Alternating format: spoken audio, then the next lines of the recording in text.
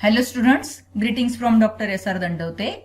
I welcome you to the 7th module of second week for the course Laser and Inimitable Source. In this lecture, we are going to discuss about ND-YAG laser so that at the end of this lecture, you will be able to understand principle, construction and working of ND-YAG laser. In last module, we have discussed about one of the solid state type of lasers, that is ruby laser. Similar to that, this ND-YAG laser is also of solid state type. That means the active material used in this laser is a crystal of ND-YAG. ND-YAG stands for neodymium doped yttrium aluminum garnet. That is, few yttrium ions are replaced by neodymium ions. The number of energy levels involved in the laser action is 4. Active system is in the form of YAG doped by neodymium. That is, the crystal of neodymium doped YAG itself functions as active system. It is taken in the form of rod. However, neodymium ions functions as active centers. It means that due to de-excitation of neodymium ions, the desired laser production takes place. ND-YAG rod is taken in the form of active material which is about 10 cm long and 6 to 9 cm in diameter. Two mirrors are used, one fully reflecting and other partially reflecting, which functions as optical resonator. Between these two mirrors, ND-YAG crystal is placed. Optical pumping is used with the help of xenon or krypton flash lamp, or in few cases laser diodes are also used. The function of this pumping source is to achieve population inversion in neodymium ions. Output is either continuous or pulsed. It depends upon the intensity of flash pump which is applied to achieve population inversion. The wavelength of the laser beam is about 1064 nanometers.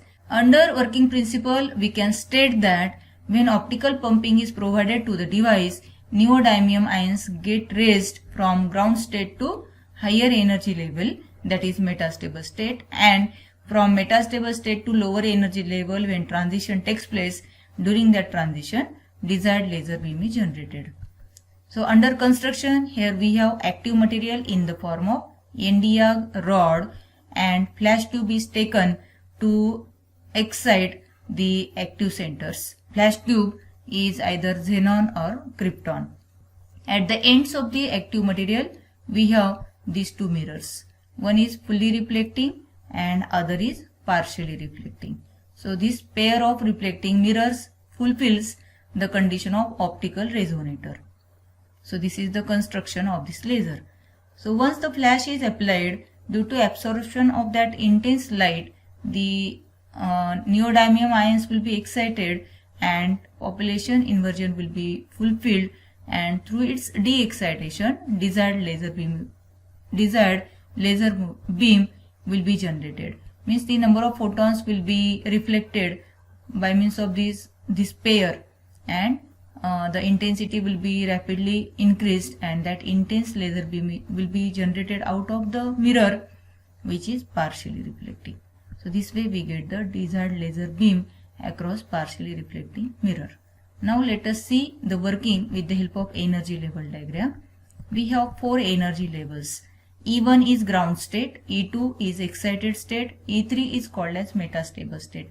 That means its lifetime is comparatively larger, and E4 is pump state. So except metastable state, the lifetime of other excited states is short. Okay, this is called pump state because initially electrons will be in the ground state, and due to absorption of the input in the form of pump, electrons will be directly excited to that state E4.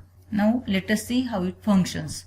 When we apply the pump, electrons which are initially in the ground state will be excited to pump state like this.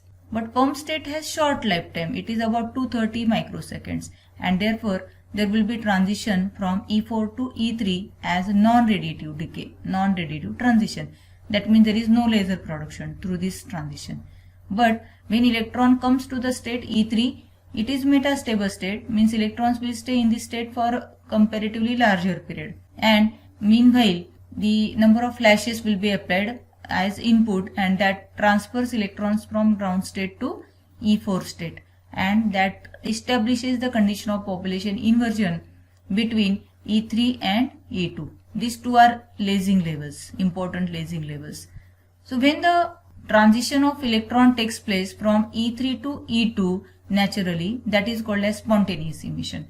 So spontaneously emitted photon will trigger another electron which is in E3 state, and there will be de-excitation of that electron that will result into emission of two photons, and that is stimulated emission process.